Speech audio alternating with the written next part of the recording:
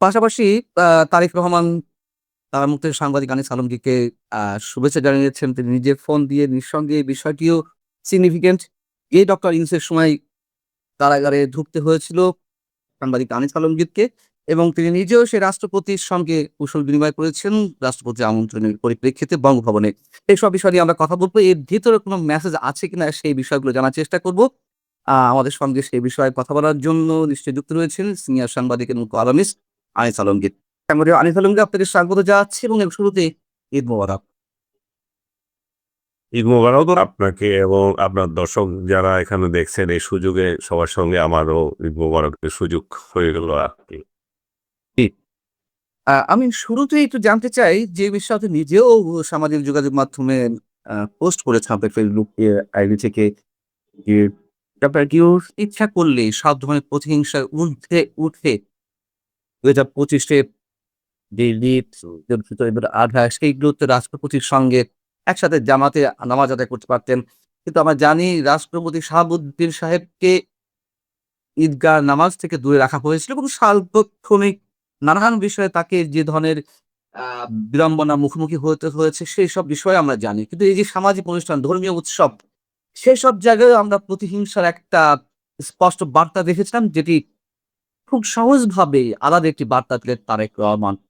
আ আপনার মূল্যায়নটি এই বিষয়ে জানতে চাই। রাজনৈতিক যে বার্তাটি আমরা পেতে পারি। না, আমি তো অলরেডি বলেছি। আপনি যেটা রেফারেন্স দিলেন যে ডক্টর ইউনূস নিজে ২৫ সালের ২ টা ঈদ পেয়েছেন। মানে উনার টেনিউরে উনি ২ টা ঈদ পেয়েছেন। ঈদুল ফিতর, ঈদুল আযহা।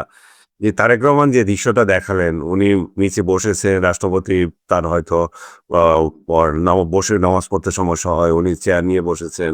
তো এই যে পাশাপাশি বসা এই দৃশ্যটা কত অসাধারণ দেখেন এবং কোলাকুলি করছেন তাদেরকে। এটা কি ডক্টর ইউনূস দিতে পারতেন না? আমরা তো তার কাছে সেটাই চেয়েছিলাম। যে একটা ইনক্লুসিভ সোসাইটি হবে যেখানে হিংসা, বিদ্বেষ থাকবে না। সেটা বাদ দিয়ে আমরা সামনে এগিয়ে যাবো। শেখ হাসিনার কর্তৃত্ববাদী শাসনের বিরুদ্ধে আরেকটা জিনিস নজির স্থাপন করব। সেটা কিছুই তো হয়নি। ডক্টর ইউনূস এতটা ভণ্ডামি করলেন এবং উনি এই রাষ্ট্রপতিকে তার আ ইয়েতে আসতে দিলেন না। নামাজ পড়তে পর্যন্ত আসতে দিলেন না। এটা কি হতে পারে? যে বেটা নিজে নামাজ পড়ে না ঠিকমতো এবং নামাজ কিভাবে পড়ে সেটাও জানে না। মানুষ দেখে এগুলো হাসছিল। আমি ডক্টর ইউনূসের কথা বলছিলাম। তার নামাজ পড়া দেখে যে লোকজন ট্রল করছিল, হাসছিল। সে আরেকজনকে নামাজ পড়তে দিতে আসছে না। কারণ তার প্রটোকল অনুযায়ী যে ডক্টর রাষ্ট্রপতির প্রটোকল অনেক বড় হবে এবং তাকে সেখানে ছোট দেখাবে। এতটা ইকরামি সে করেছে, ১৪ বার সে সফর করেছে বাইরে।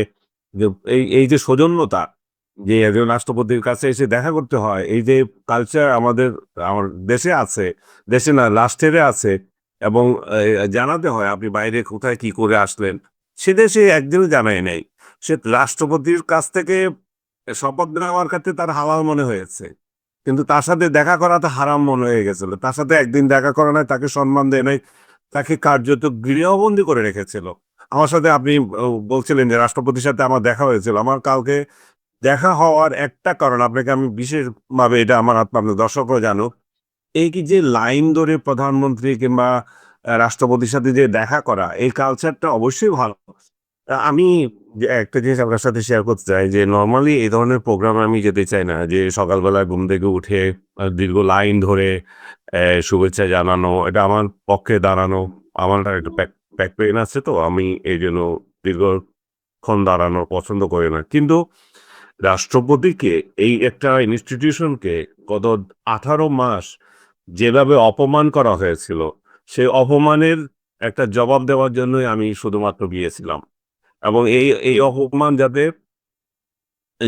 এবং ডক্টর ইউনূস যেটা করেছে সেটারই প্রতিবাদ হিসেবে আমি মনে করলাম যে না আমার যাওয়া উচিত।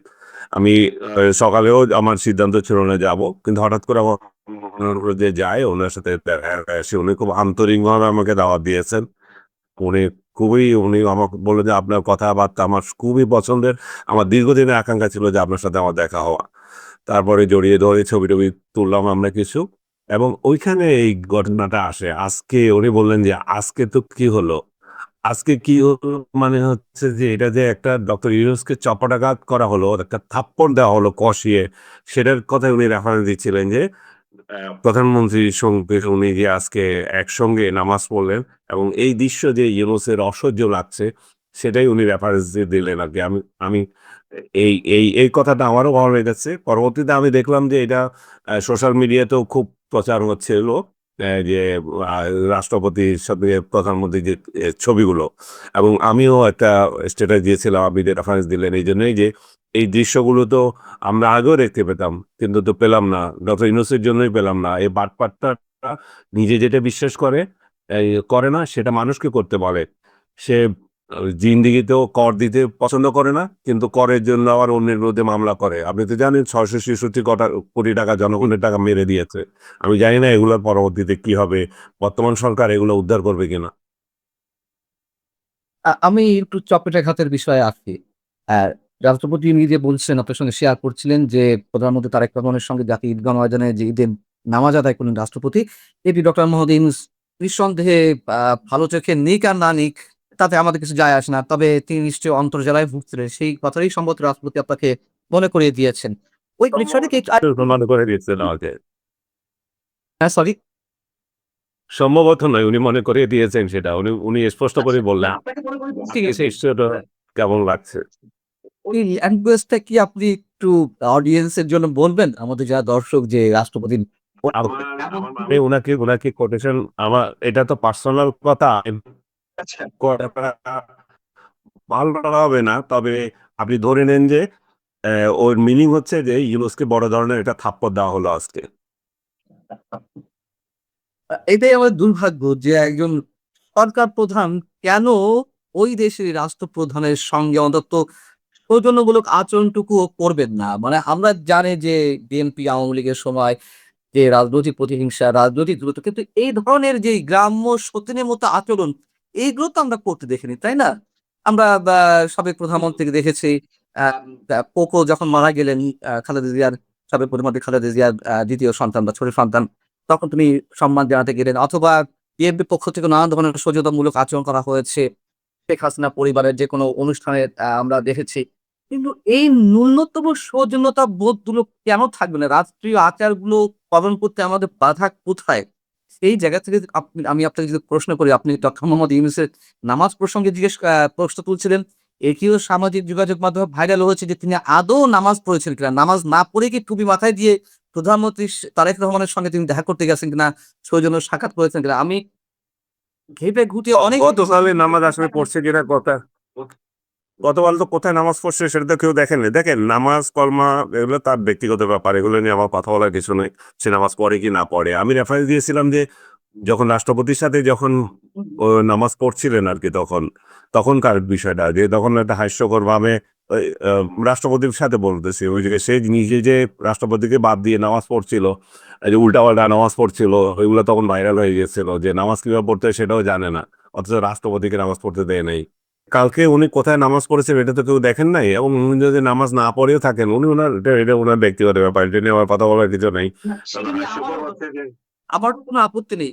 কিন্তু উনি নামাজ যদি নাই পড়েন, তিনি মাথায় টুপি দিয়ে কেন? ওইখানেই তো আপত্তি। যে আমি নামাজ পড়লাম না, নামাজ না পড়ে যদি টুপি মাথায় দিয়ে শো অফ করি, সেটা তো নিশ্চয়ই আপত্তির। আ আমি আমি এগুলা নিয়েও কিছু বলব না। কারণ এটা ব্যক্তিগত জীবনযাপন তার আলাদা। আমি তো শুধু তার রাষ্ট্রীয় আচার-আচরণ নিয়ে কথা বলব। যে ভন্ডামি নিয়ে কথা বলব, বিশ্ব বাটপারি নিয়ে কথা বলব। তাকে বিশ্ব বাটপার বলছে এইজন্যই যে সে যেটা করে গেছে ১৮ মাসে সেই বাটপারিগুলো নিয়ে কথা বলব।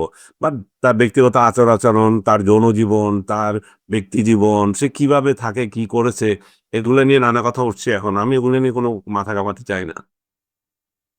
আমি একটু প্রধানমন্ত্রীর ফোনের বিষয়ে আসতে চাই। যদিও সেগুলো ব্যক্তি পর্যায়ে কথাবার্তা, তারপর মানুষের আগ্রহ থাকতেই পারে যে ডক্টর ইউনূস সরকারের সময় যেই মানুষটি কারাভোগ করলেন, বিএনপি সরকারের সময় বেরিয়ে দেন। আমি নিশ্চয়ই আপনার কথা বলছি। সেই আপনাকে প্রধানমন্ত্রী তারেক রহমান ফোন দিলেন।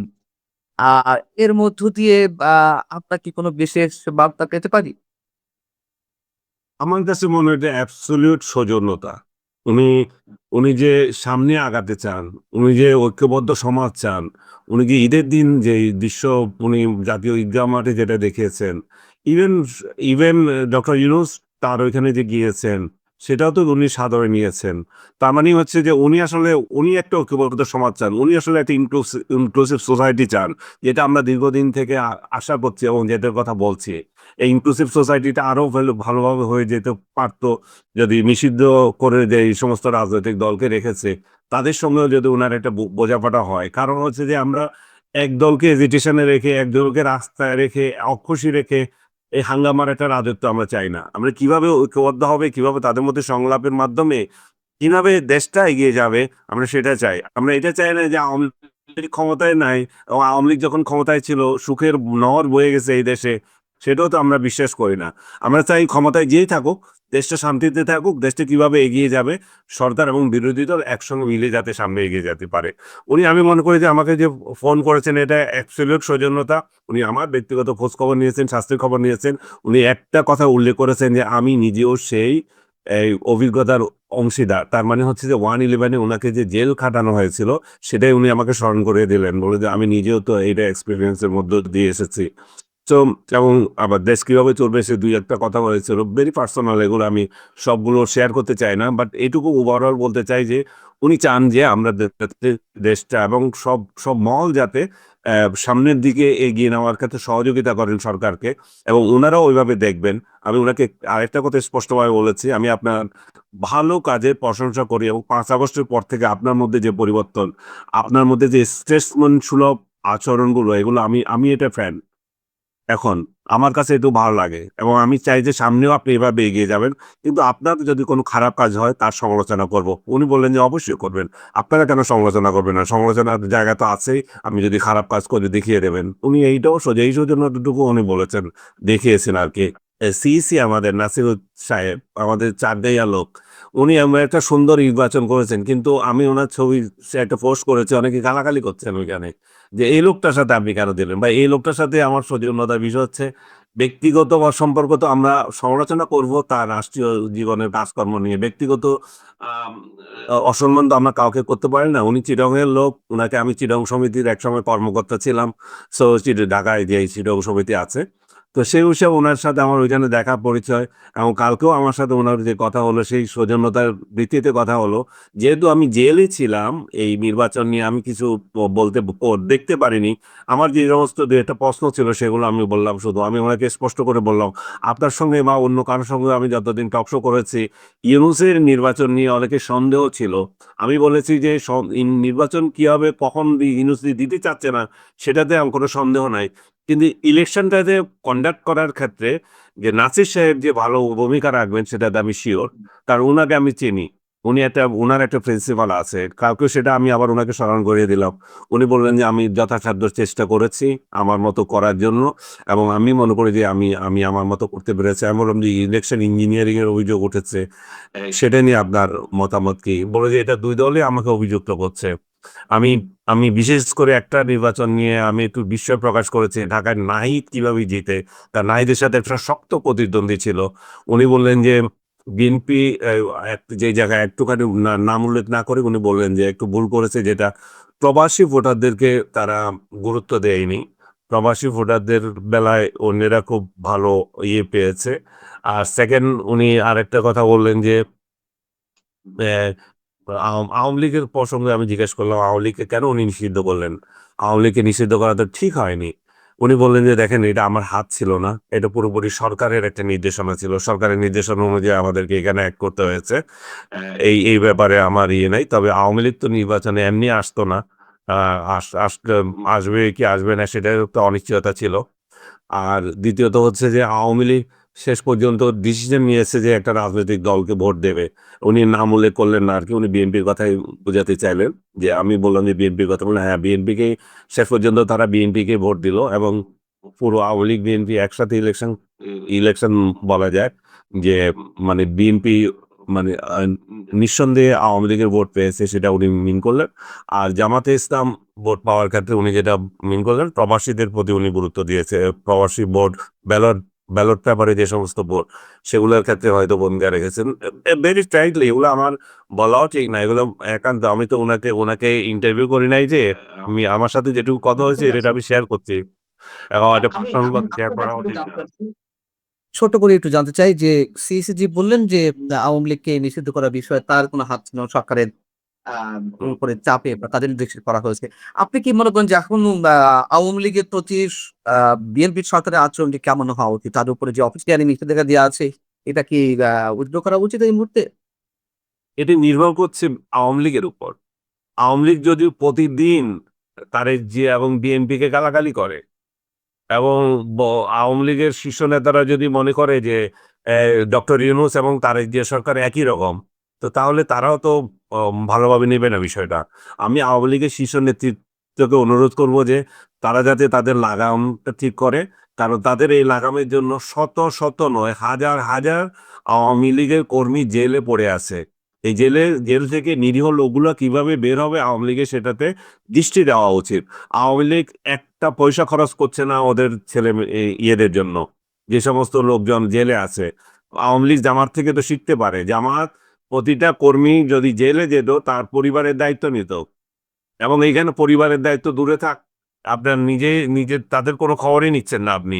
এবং তারা একটার পর একটা মামলা খাটছে এবং জামিন পেয়ে আবার জামিনের মানে ইয়ের শিকার হচ্ছে। পিডব্লিউর শিকার হচ্ছে। জেল গেটে আরেকটা জামিন দিয়ে দিছে। আমি কয়েকদিন আগেও আমার এক সহকর্মীর কথা বলছিলাম। সহকর্মী মানে আমার সহকর্মী না, আমার মানে জেলমেট, আমার রুমমেট যেটি ছিল, তার বিরুদ্ধে ৭ টা মামলা হয়েছে। ৫ টাতে সে ইয়ে পেয়েছে, তারপরে ২ টা অজ্ঞাতনামা দিয়েছে। আমি কালকে শুনলাম যে আরেকটা এবং সেই ২ টা যখন জামিন হয়ে গেছে আরেকটা অজ্ঞাতনামা মামলা দিয়েছে। সে সায়েন্স ল্যাবরেটরির এক কর্মকর্তা এবং সেখানকার শীর্ষ কর্মকর্তার মানে আক্রোশের শিকার হয়ে আছে। এর সাথে সম্পর্কই নাই। এই সরকারেরও কোনো সম্পর্ক নাই, গত সরকারেরও কোনো সম্পর্ক ছিল না। সো এরকম শত, শত হাজার, হাজার কর্মীরা জেল গেটে পড়ে আছে। আওয়ামী লীগের শীর্ষ নেতারা যাদের কোটি, কোটি টাকা চুরিদারি করেছিল, এরা তো ওদের পিসিতে টাকা পাঠাতে পারে। যে ওইখানে যেয়ে অন্তত ঠিকমতো খাওয়া-দাওয়া করতে পারে। আওয়ামী লীগ থেকে বেশি শিক্ষিত, আওয়ামী লীগ পড়াশোনা শেষ করতে দেবে না। আন্তরিক শ্রমরা কথা বলবে আর তাদেরকে তাদের প্রত্যাহার করবে। এই ইয়ের নিষিদ্ধ করাটা আওয়ামী লীগ যদি সত্যিকার অর্থে চায়, তাহলে আওয়ামী লীগের আচরণগুলো ঠিক করা দরকার। এই যে গালাগালির সংস্কৃতি থেকে বের হতে হবে এবং নিজেদের কর্মীদের নিজেরা যত্ন নিতে হবে এবং সামনের নেতৃত্ব কিভাবে হবে, কিভাবে একটা তরুণ এবং প্রগ্রেসিভ দল হতে পারে এই দলটি, সেটা নিয়ে চিন্তা করতে হবে। এই পুরনো ঝঞ্ঝাট, পুরনো নেতৃত্ব, বাবা এমপি, ছেলেও এমপি, এই মেন্টালিটি গুলো ইয়ে করতে হবে। এখানে যে শাসন, এই যে এই মানে কি বলবো, পারিবারিক শাসনের দল, এটা থেকে বেরিয়ে তারেক জিয়া থেকে শিখতে বলেন উনাদেরকে। তারেক জিয়া যেটা করেছে নিজের দলের নেতাকর্মীদের মানে নিজের ভূমিপুত্রদেরকে সামনে নিয়ে এসেছে, তরুণদেরকে সামনে নিয়ে এসেছে। আওয়ামী লীগে আপনি যান, এখন বুড়া ছাড়া আর কে আছে? প্রত্যেক জায়গায়, প্রত্যেক জেলায় বুড়ারা নেতৃত্ব দিচ্ছে, ইয়াংরা কোনো পাত্তা পাচ্ছে না। এখন ইয়াং সব লোকদেরকে নেতৃত্বে আনতে হবে, পারিবারিক তন্ত্র এখান থেকে বাদ দিতে হবে। তাহলে এই এই দেশটা যেমন আগাবে, আওয়ামী লীগের যেমন কল্যাণ হবে, তেমন সরকারও তাদের প্রতি চিন্তা করতে পারে ভিন্নভাবে। আমরাও সেটা মনে করি। কিন্তু আমার প্রশ্ন এই জায়গা থেকেই যে এখনো আওয়ামী লীগের অসংখ্য নেতাকর্মী কারাগারে রয়েছেন। সাধারণ মানুষও কারাগারে রয়েছেন যাদেরকে আওয়ামী লীগ বলে ট্রিট করা হচ্ছে, পদ-পদবি দেওয়া হচ্ছে এবং যে পিডব্লিউ মামলা আমি যেমন দেখে এসেছিলাম, আপনিও যেমনটি দেখেছেন এবং আমরা বের হয়ে আসার পরেও নানান ধরনের ভাবে খবর পাচ্ছি যে এখনো পর্যন্ত সেই মানে পেন্ডিং ওয়ারেন্ট হিসেবে বিভিন্ন ধরনের মামলা আ যাচ্ছে। এই অবস্থা যখন দেশে বিরাজ করছে তখন আমরা শুনছি যে আ আমাদের স্থানীয় সরকার মন্ত্রী বা বিএনপি মহাসচিব মির্জা ফখরুল ইসলাম আলমগীর কিংবা অর্থমন্ত্রী আমির খসরু মোহাম্মদ চৌধুরী বলছেন যে, পরিবর্তিত গণতান্ত্রিক অবস্থায় যে এইবার ঈদটা অনেক বেশি উপভোগ্য হয়েছে। কিন্তু আওয়ামী লীগের সময় যেটা সত্যি কথা বিএনপি অসংখ্য নেতাকর্মী বনে বাদারে লুকিয়েছিলেন, জঙ্গলে লুকিয়েছিলেন, কারাগারে বসেছিলেন। তখন তো নিশ্চয়ই সবার জন্য ঈদটা সমানভাবে উপভোগ্য হয়নি। ঠিক এখনো নিশ্চয়ই আপনি যেটা দেখেছেন, আমি দেখেছি অসংখ্য নেতাকর্মী জেলে রয়েছেন, বিদেশে পলাতক অবস্থায় রয়েছে। আমি চোর বাটপারদের কথা বলছি না। যারা হাজার, হাজার কোটি টাকা চুরি করেছে তাদের কথা বলছি না। সাধারণ নেতাকর্মীদের কথা বলছি। অসংখ্য নিরীহ মানুষও কারাগারে রয়েছে, পালিয়ে বেড়াচ্ছেন। তো সেই জায়গা থেকে আপনি কি মির্জা ফখরুল ইসলাম আলমগীর বা আ অর্থমন্ত্রী আমির খসরু মাহমুদ চৌধুরীর কথার সঙ্গে একমত? যে এবারে ঈদ সবাই একটু ভিন্নভাবে আনন্দ উপভোগ করছে? ওনারা ওনাদের দৃষ্টিকোণ থেকে তো ঠিকই আছেন। ওনারা তো ভিন্ন মজা পাচ্ছেন না। তারা ক্ষমতায় আছেন। তারা যে দীর্ঘ জীবন কারাভোগ করেছেন, তাদের নেতাকর্মীরা যে নির্যাতিত হয়েছিল, তাদের জন্য তো আলাদা পরিবেশ। অবশ্যই তারা তাদের ফিলিংস থেকে বলবে। আমার জন্য তো এটা আলাদা পরিবেশ। আমি জেলে ছিলাম। জেল থেকে বেরিয়ে এসে আমি আমার পরিবারের সাথে ঈদ করতে পেরেছি। কিন্তু অবশ্যই এর অন্য পিঠ তো আছে যেটা বলছি আমরা যে অনেকে এই সুযোগটা পায়নি। সেই সুযোগটা হয়তো উপলব্ধি হবে এবং সেটা রিয়ালাইজ করার জন্য আওয়ামী লীগের নেতৃত্ব সেটা রেজ করতে হবে এবং যে আমরাও আমাদেরও তো এরকম সুখ পাওয়ার অধিকার আছে এবং আওয়ামী লীগও যথাযথ আচরণটা যাতে ঠিক হয় এবং আমি এই জন্যই বিস্তারিত বলতে চাই না। আমি মনে করি যে আওয়ামী লীগ বিএনপির মধ্যে একটা ব্যাকডোরে একটা আলাপ আলোচনার প্রয়োজন আছে এবং সেটা তারা কিভাবে করবে তারা জানে। এটা তাদেরকে পরামর্শ দেওয়ার আমার অধিকার নাই এবং আমার অধিকার নাই না। আমি মনে করি যে তারা নিজেরা ভালো বুঝেন। তারা কি করবেন না করবেন তাদের দল। আমি একটা শেষ উত্তরটা নিয়ে আমরা শেষ করব। আম আবারও একটু ডক্টর ইউনূস প্রসঙ্গে যেতে চাই। এই ঈদের সঙ্গে অবশ্যই এটি অনেক বেশি সম্পৃক্ত। ডক্টর ইউনূস সাহেব ক্ষমতা থাকাকালীন সময় বলেছেন, গত ঈদুল ফিতর আগে বলেছিলেন যে, এইবার ঈদ না হলেও আগামী ঈদে বাংলাদেশে আশ্রিত রোহিঙ্গারা তার নিজ মাতৃভূমিতে ফিরে যাবেন। আমরা দেখেছি তিনি যা বলেছেন, তিনি এবং তার প্রেস সচিব মিস্টার শফিকুল আলম যা বলেছেন একেবারে উল্টা।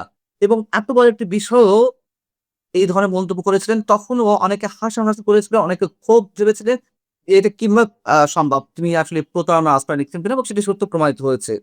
একজন রোহিঙ্গাও ফিরে যাননি, বরং তার সময় ১.৫ থেকে ২ লাখ রোহিঙ্গা নতুন করে দেশে ফিরেছেন। এ বিষয়ে আপনার কোনো মন্তব্য? না, এটা তো আমি তখনও বলেছিলাম। আমার একটা কবিতা আছে, লিখে দেব সমগ্র বাংলাদেশ। এটা একটা প্রেমিকার উদ্দেশ্যে ছিল। যে ভালোবাসার প্রেক্ষিতে বাংলাদেশ লিখে দেবো। আমি তখন ওই কবিতাটা শেয়ার করে বলেছিলাম যে ইউনূস যে আজকে বলল যে এরা এদেরকে ওই দেশে পাঠিয়ে দেবে এবং আগামীতে ঈদ করবে। মানে আমি বদ্দা ডাকতাম তাকে তখন। এখন তো বাটপার ডাকি। তো বললাম যে বদ্দা যে যদি এটা সফল হয় তাহলে আমি সমগ্র বাংলাদেশ তার নামে লিখে দেব। তো বদ্দা সফল খানে আমার বাংলাদেশ লিখে দেওয়ার কোনো প্রয়োজন নাই আরকি। সেই বাটপার নিয়ে আর কথা বলতে চাই না। সে প্রতিটা কাজ তার মানে আসলে সে কিভাবে যে আমাদের মানে বাই চান্স আমাদের ক্ষমতায় চলে এসেছে। আসলে আমাদের কোনো লোক ছিল না। যে এমন একটা পরিস্থিতিতে আমরা বাধ্য হয়েছি যে তাকে আমাদের রাষ্ট্র ক্ষমতায় বসানোর জন্য। কিন্তু রাষ্ট্র ক্ষমতায় রাষ্ট্র চালানোর মতো তার ন্যূনতম যোগ্যতা নাই। সে স্বজনপ্রীতি, ডাস্টবিন সংস্কৃতি এগুলা চালু করে দিয়ে গেছে আর বড় কথা এবং সংস্কার তথাকথিত সংস্কার বের করেছে। এই সংস্কার এমন আবার অন্যেরা মানার জন্য পার্লামেন্টে আবার হাঙ্গামা হচ্ছে। যেই জিনিস ডক্টর ইউনূস বাটপার নিজেই বিশ্বাস